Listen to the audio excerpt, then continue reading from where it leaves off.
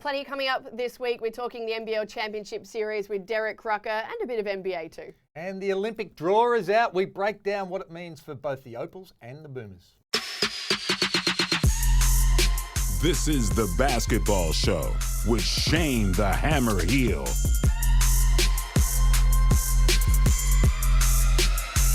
What they gonna say next? Yes, this is the Basketball Show, all thanks to Code Sports, Boost Mobile and the Throwback store. Hammer, you're real. We're back together on the desk in a beautiful new studio. How fun. How good is it? It's shiny, new. It is. The only thing old is me. Oh, I know. I'm getting there too. Big show coming up though. Great show. So much to talk about in our starting five. Derek Rucker as well. We're going to go head to head with that game one of the NBL playoffs. Yeah. The Opals. Yeah. Boomers. Exactly right. Bit of March NCAA Madness. coming up. Oh, I cannot wait. Get the popcorn out. So much happening. Love it. All right, let's get into it. Well, time for our starting five. Hammer. No surprises whatsoever. Xavier Cook's returning to the Kings. The highest paid deal in NBL history is what it's been reported. Reportedly, yeah. So what is it? It'd be nice if we knew, right? Come on, we've been banging on this. I mean, let's go back. Great to have Xavier Cooks back in the league. Yeah. I mean, he's a superstar. He helped the Sydney Kings win those couple of championships. Had his crack in the NBA, didn't quite work out, playing some good basketball in Japan, I think it is. And, it would have taken a lot of money to be able to bring him back because the money overseas obviously is a lot bigger. The sway of Brian Gordon and the Olympics coming up wouldn't have hurt. No doubt. And the chance to play for the master coach. I mean, he's had that with the Boomers before, so he's seen what he's about. Gorge, and I said this a couple of weeks ago, he would have demanded a massive budget for this team. He wouldn't have gone there without a big budget that he could go and get players like Cook signed. So this is the first of many probably pretty big signings, I would have thought. Would love to know exactly how much he's on. How come we don't? In every other sport, they're telling you what it is. I mean, we are so far behind some of the other sports keeping this a secret. Like, you can't promote it. Even the NBL put out the biggest deal, and then they don't say what it is.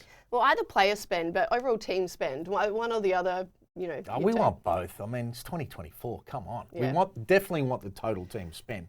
The fans deserve that as a bare minimum. And talking about players' rights and things that you shouldn't know what they're getting. I mean, please. What do the other codes know? Yeah.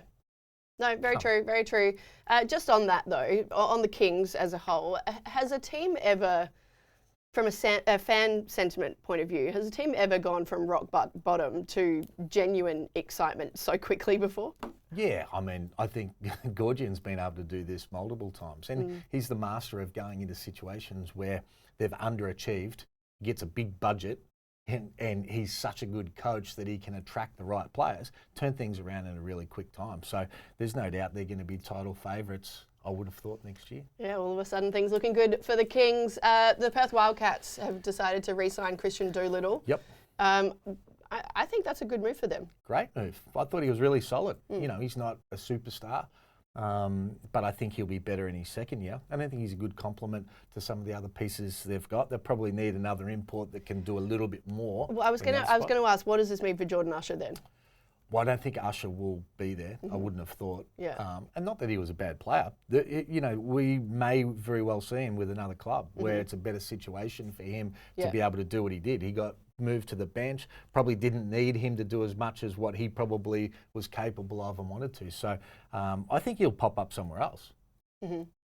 Let's talk about Brock Modem. So reports this week that he wants to come back to the NBL. Was here a very long time ago. Has been over playing in Japan more recently.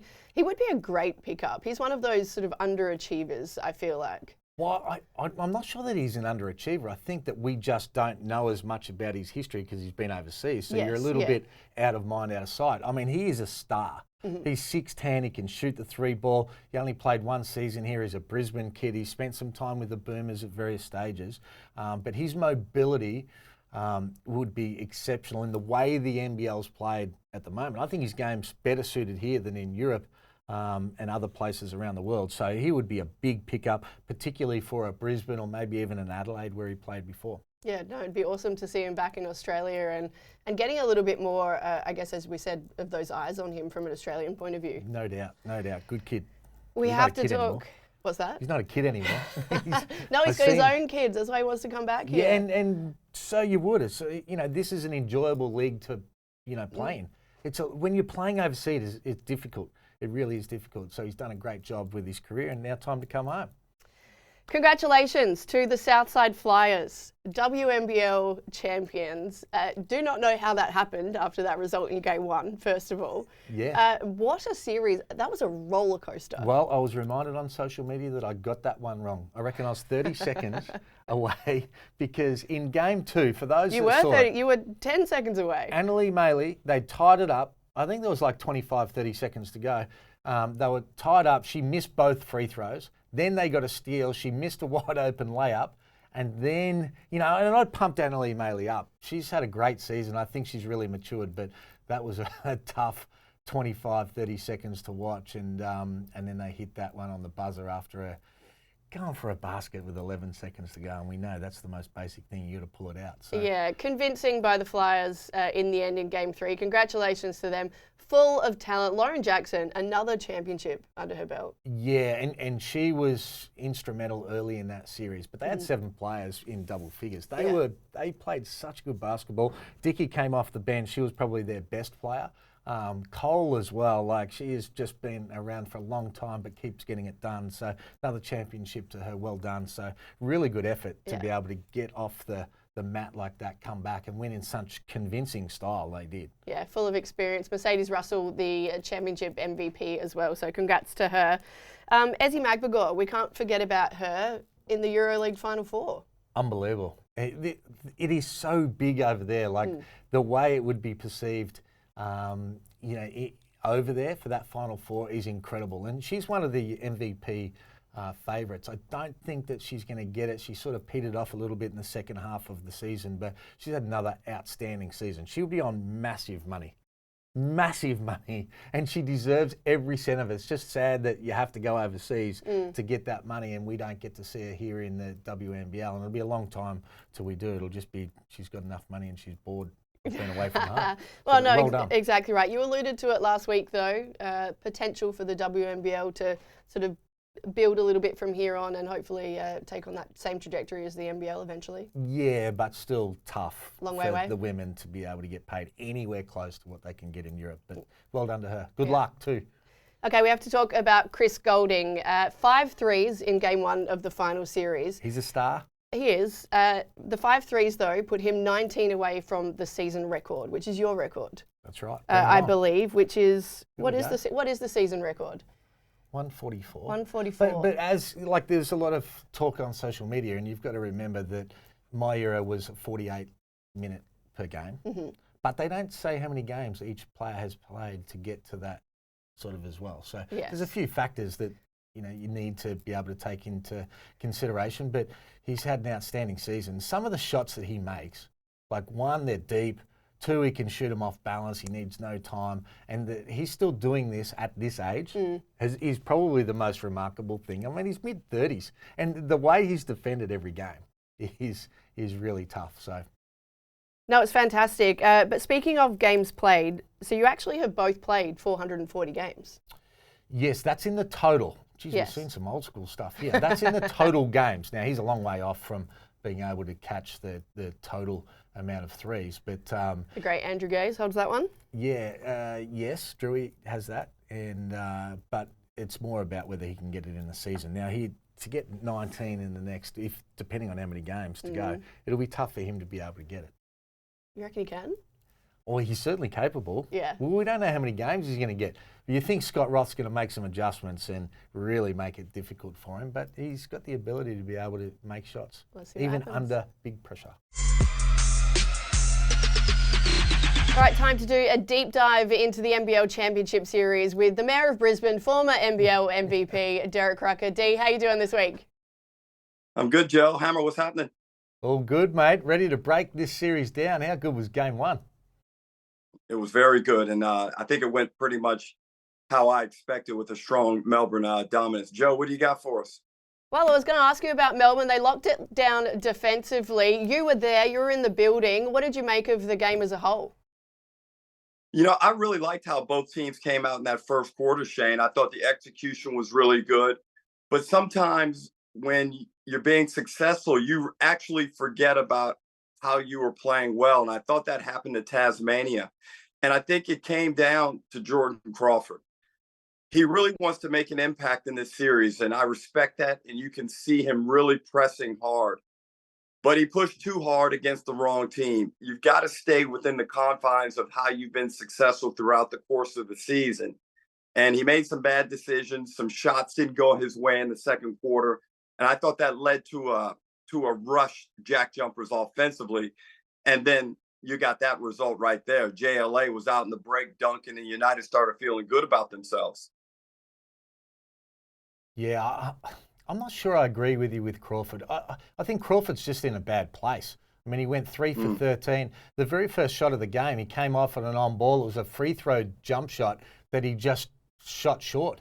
I feel like they have to make some changes just because he's not in a great way. They got nothing from their bench. So I think McDonald has to start, even though he hasn't been playing great against Melbourne. I think he needs to start, and I think then they need to challenge Crawford to give something off the bench because they just haven't had anything. I think they really got impacted hard when Magnay got his second foul, which was a tech foul in the first few minutes of the game. I mean, you and Drewy spoke about it on the call, and I agreed with everything you said. It was ridiculous. One, it was the wrong call, and then they backed it up by then giving him a tech foul, which really changed the way the game was played. Magnay he only played 13 minutes, and he had like 10 points, 5 rebounds in 13 minutes, and that was a serious impact on their results. So, I mean, they were workmanlike. Melbourne United, you know, Chris Goulding, 6 from 10 threes, 22 points. I think Daly is by far the best in the league about reading the pick and roll coverages. He threw a couple of passes to Huckporty that I would have been spewing with that he missed those alley-oops because they were just gimmies. He still had 6 assists, played great defense, and Clark coming off the bench. They just had too many, but I think game 2 will be different. Okay, so talking game 2, Derek, you didn't seem to agree with the changes that Hammer just mentioned for Tassie. What would you be doing if you're Scott Roth? You know, it's interesting that you see that, Shane, and you're right. I agree with McDonald needing to play better, and I actually envision him as being the starting point guard for the Jack Jumpers, whether it's next season or the season after. He's a very valuable piece, but I'm not sure he's ready for the starting role right now, but they need something. I don't know what's going on with Crawford, but if they do make that type of change and McDonald comes in there and gives them a real push, well, then that probably expedites Scott Roth's plan to get McDonald into that starting position in years to come. But in game 2, look, Melbourne United are really professional. They're going to come out. They're going to do their thing. I'm curious to see if they try and push the tempo on the road as much as we saw in game 1. And I agree with you about Magnay. That was a bad situation. Usually when referees realize they may have gotten it wrong, they're a bit slower to call the technical. You know, they give the player a little bit of time. They don't blow that tech, but they went quick on that one. Boom, boom. I think the referees got to review how they handled that entire game as well. Shane, it's going to be a totally different tenor when they get down to Tasmania. You can forget about everything that happened in game 1. Those fans are going to be rabid, and I'm picking Tasmania to win game 2.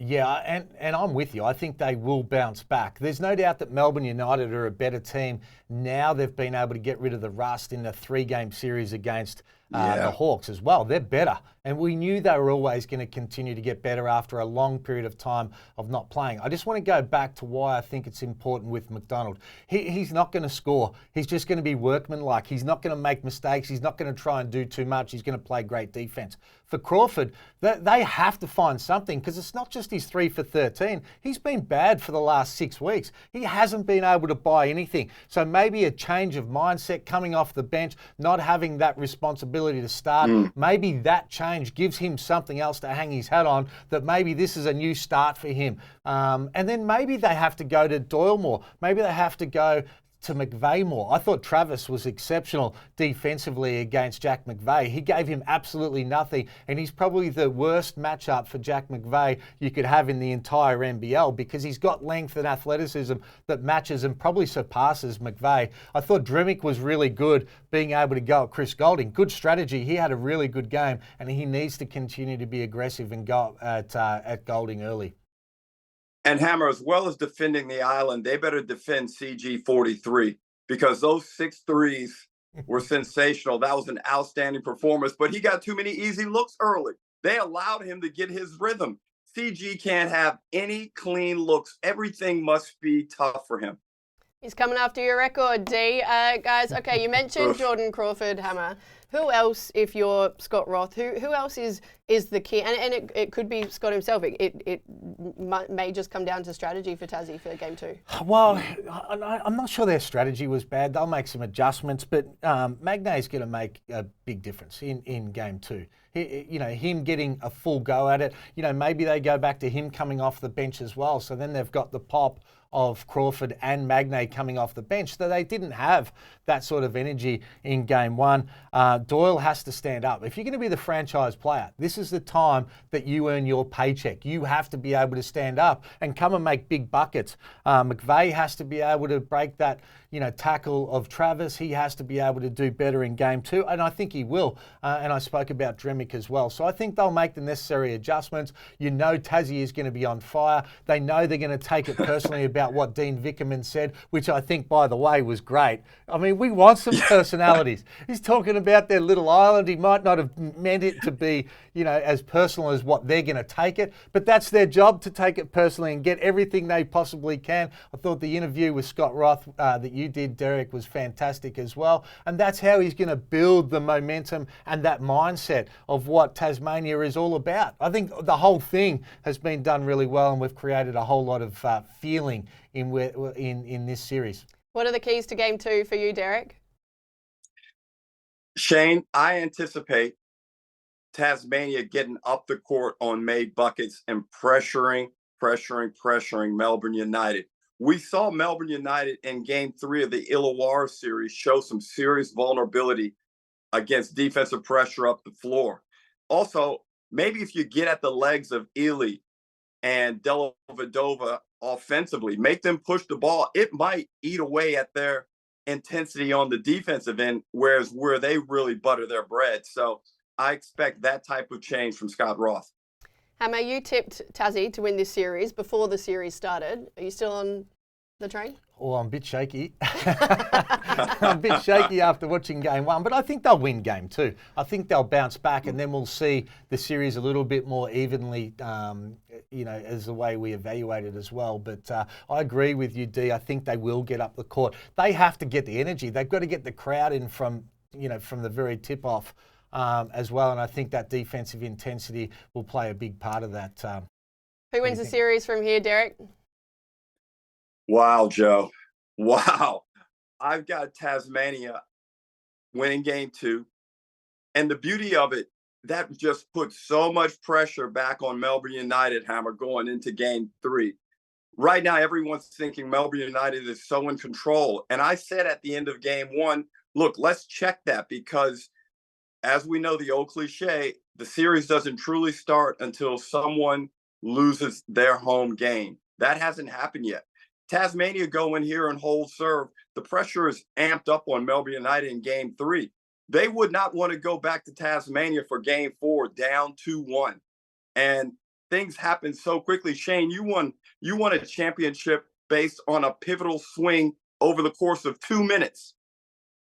A call went your way, a big three was hit, and your fortunes changed just like that. That's how volatile these championship series are.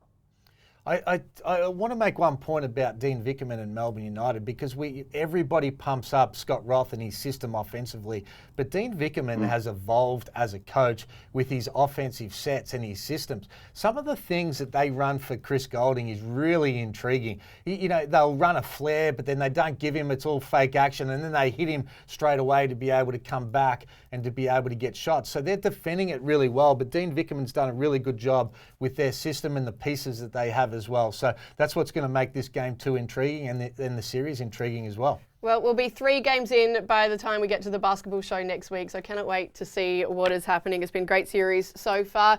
Well, the draw for Paris, Hammer, is out. Oh. Safe to say that the Boomers have been drawn the group of death. Wow. What a tough draw. So we've got Canada, who they are stacked. They are absolutely stacked. They are star-studded, and we saw them play really well, and they will be better than what they were at the World Cup. And then they play the qualifier between Greece, or it's in Greece. Greece and Slovenia are the 2 top teams. Giannis and Luka, yeah. Now, you're not going to Greece and qualifying over Greece. It's just not going to happen. Yeah. The atmosphere and the passion of the Greeks, I think, will get them over the line if Giannis is available. And then the last one, Spain will come through in Spain. Yeah. So Canada, Greece, and Spain. Very tough. Ooh, okay, so the top 2, the top 2 go through, and then it's the 2 best third-place teams that go through to the quarterfinals. So I'm confident we're going to go through. Okay. But it's tough. Yeah, and then we do not know then how that next group is. The quarterfinals are drawn, whether it's put a hat or whether it's based on results. Yes. TBC. Yeah, but confident. I hope Giannis doesn't go. Just quietly. Giannis up against the Boomers, basically. Yes. And what about just for the Opals, Group A? So they've got the host France, they've got Canada and Nigeria, also a really tough group, I think. France are good. They're really good. So that's going to be really tough. Yeah. Canada, you can't take them too lightly because they've got some good WNBA players as well. Absolutely not. And then we've got some history with Nigeria. Yeah, I mean, we'll smash Nigeria. That is also really tough for the Opals, though. But solid squad. Not as tough as the men. Yeah. The Opals will breeze through that. They're guaranteed. Okay, good. They're going to get through that. Let's hope so. Let's hope both of them do. All right, guys, Derek Rucker back with us to talk a little bit of NBA now. Guys, I want to ask about the MVP race. Plenty of commentary around it at the moment. SGA is really knocking on the door of being that guy, but then Nikola Jokic comes out and says that it should be Luka's. Derek, who are you thinking at the moment? Who's impressed you so far?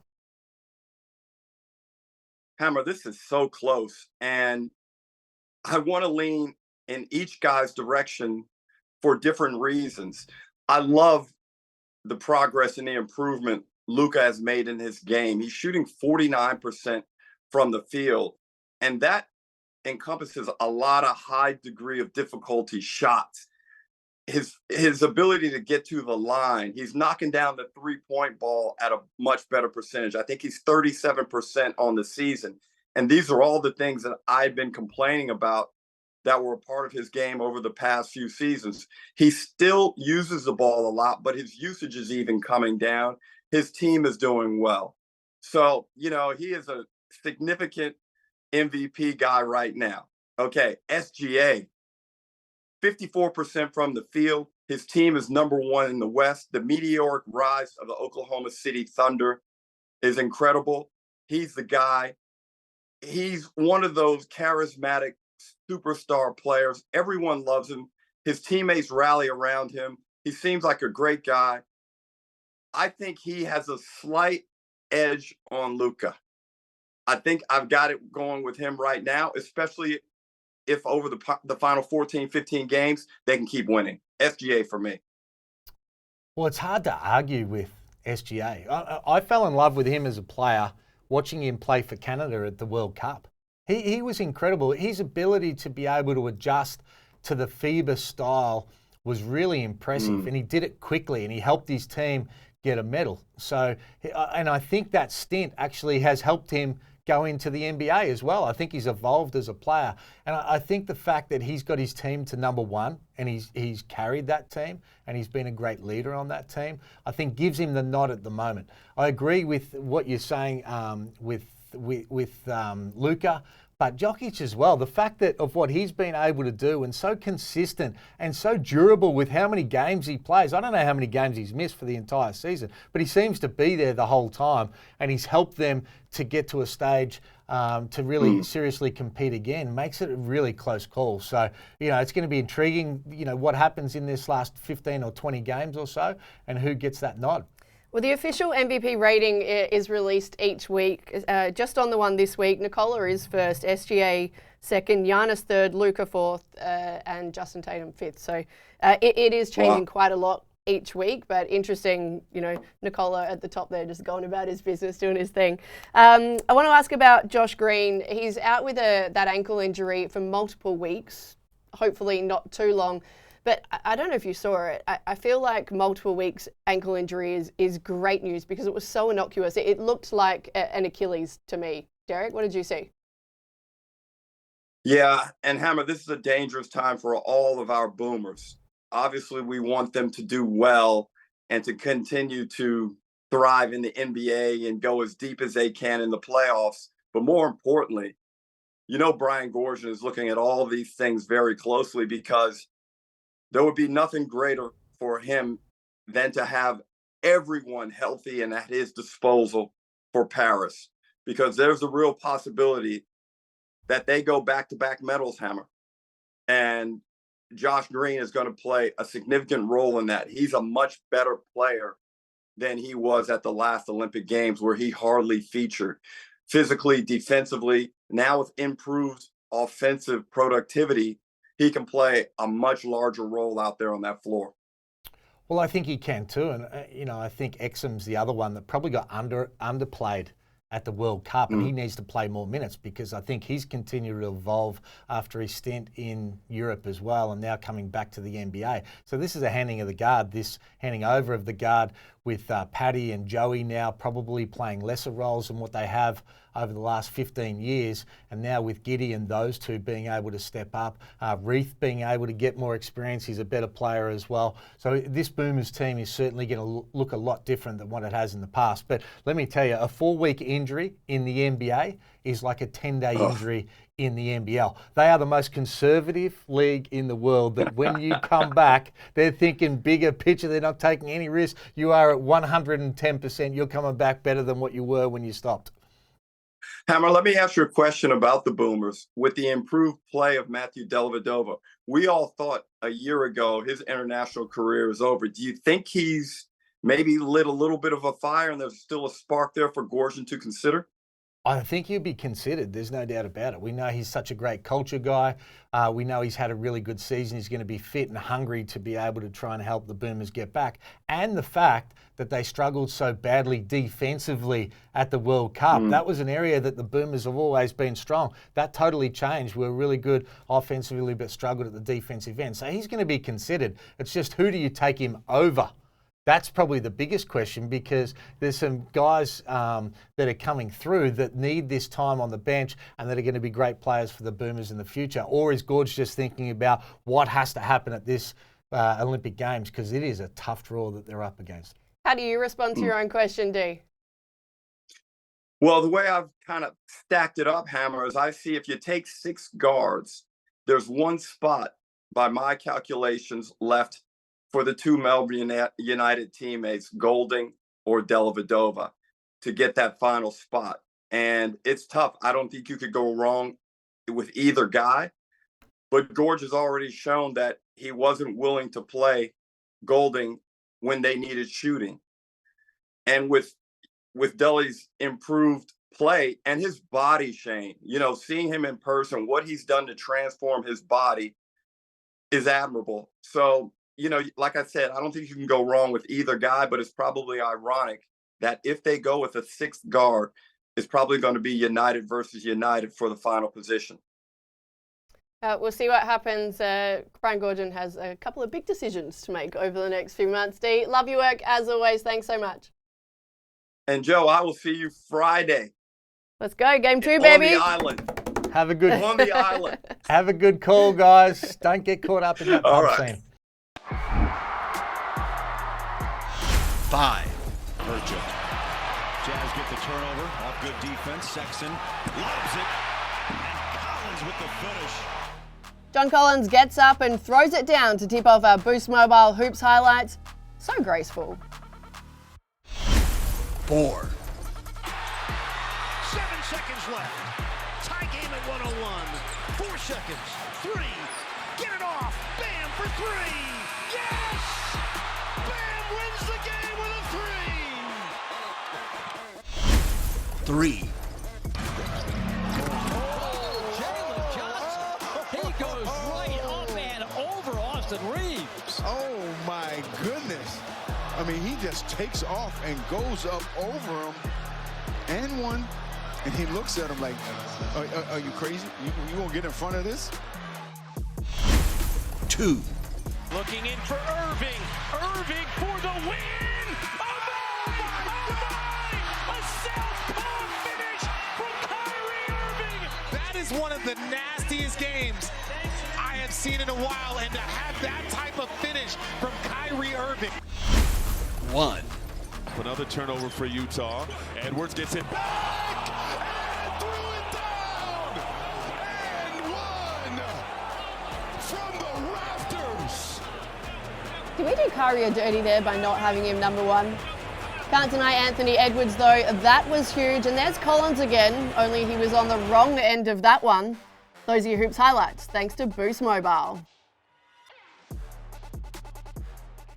All right, so the NCAA tournament tips off basically in a couple of days this week. Looking forward to it. Oh, we've got so many players in the NCAA tournament, so we'll wait till we get through the first round or two. Next week, hopefully, we'll be able to dig in a little bit deeper about who's left. It's going to be a lot of fun. 20 women and 16 men. Exciting. Led by your Georgia Amores and Tyrese Proctors. Yep. Yeah, Jazz Shelley has had a great career as well. So, yeah, fingers crossed and good luck to them all. I know, it's going to be a lot of fun. I really do like this time of year. And especially from a women's basketball point of view, it generates just as much sort of interest as the men, if not more sometimes. No doubt. And those two that I mentioned have been dominating. So, yeah, good stuff. No, can't wait for it. That is all we've got time for this week. Thanks so much to Code Sports, Boost Mobile and the Throwback Store, and also Tribal Apes for our shiny new toy. We are loving this. How good. And we'll be back next week. Catch you then. This is a co-production by News Corp Australia and Closer Sports.